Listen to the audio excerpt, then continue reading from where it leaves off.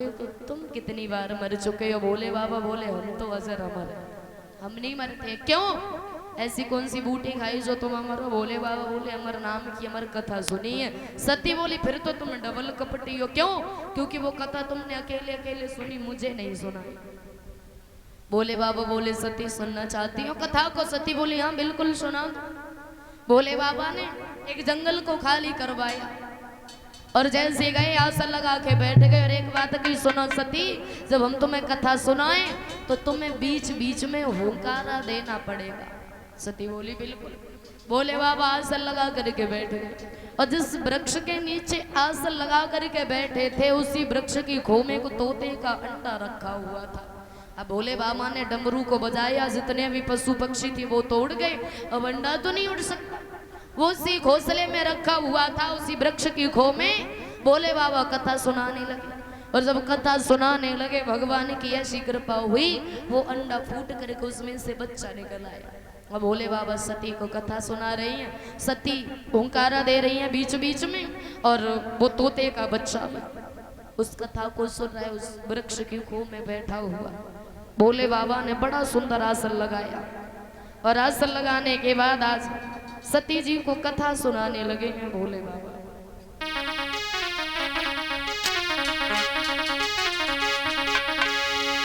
कि अमर नाम की अमर कथा जब कहीं सुनी शिव पार्वती और उमा संग में लगाया सनवा बैठ गए कैलाशपति।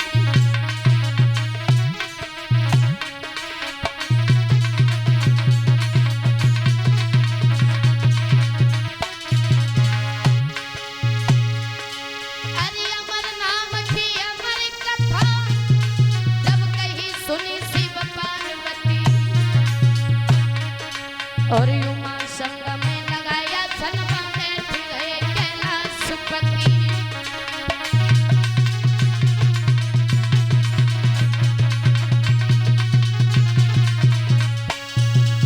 कथा सुनाने लगे सती बीच बीच में हुंकारा देने लगे और जब कथा सुनाई आदि कथा सुन पाई और आदि कथा सुनने के बाद सती जी सो गई।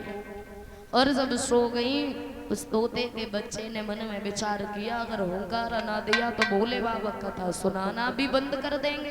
तो आज वो तोते का बच्चा बीच बीच में हुंकारा देने लगा। सती सो रही है, भोले बाबा कथा सुना रहे हैं।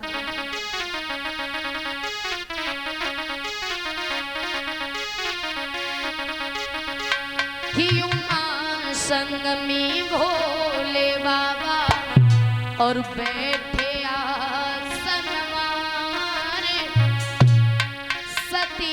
संग में भोले बाबा और बैठे आसन और अमर कथा जब लगे सुनाने गौरा के भरता उमा के पड़ गए सोता और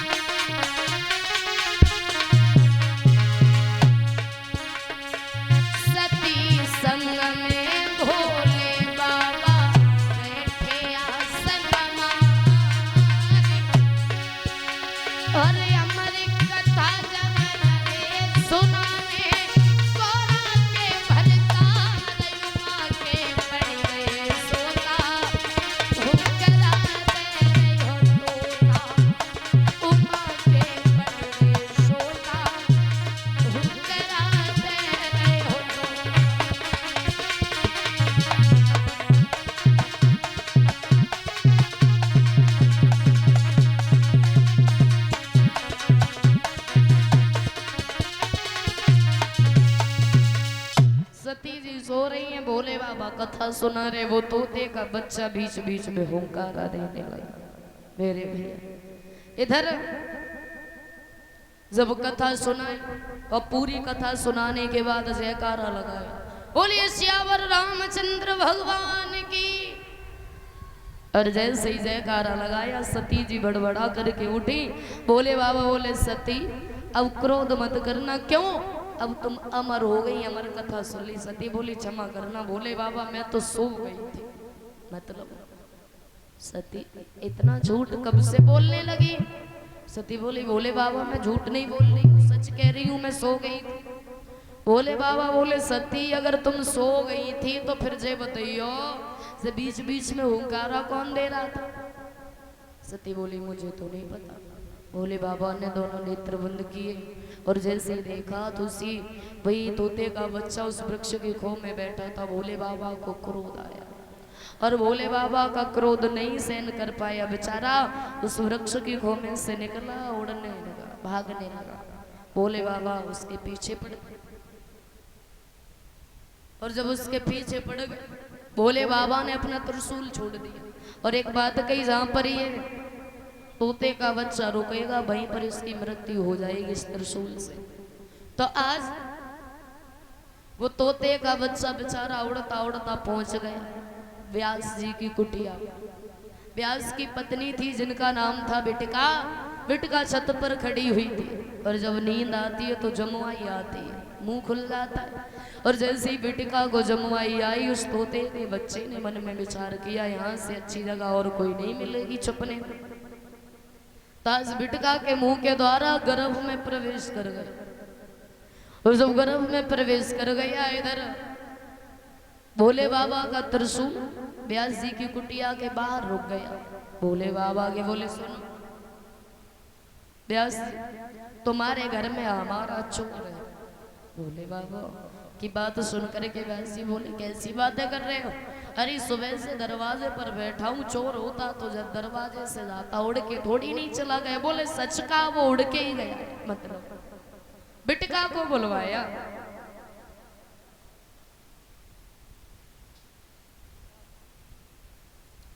बिटिका को बुलाया।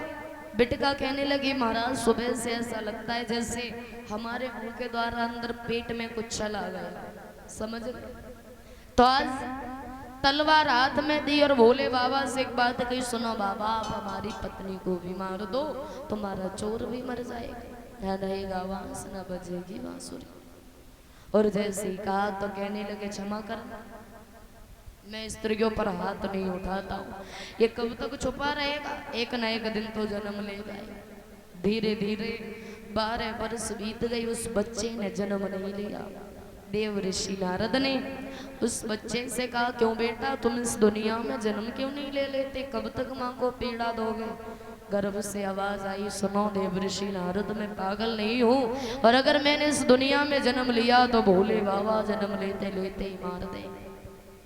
अगर तुम चाहते हो हम इस दुनिया में आए तो तुम ऐसा करो, तुम 2 पल के लिए इस दुनिया को निर्मोही कर दो, किसी का किसी से कोई मोह ना रहे।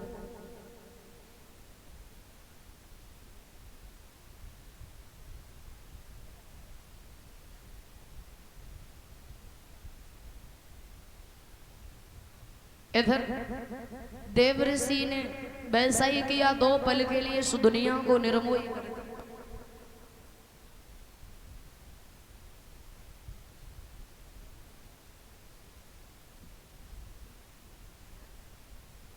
मारोगे का पानी फेंक।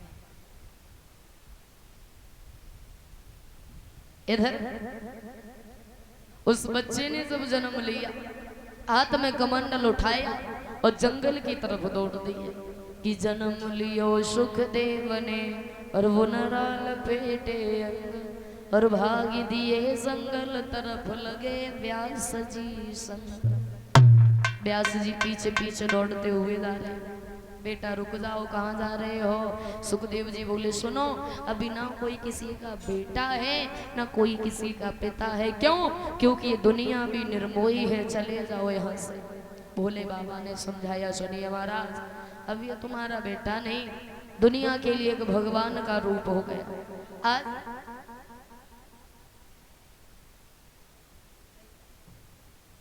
तो इधर दौड़ते चले जाते, यमुना जी के किनारे पर पहुंचे तो क्या देखा, बहुत सुंदर लग रहा था यमुना जी के किनारे पर।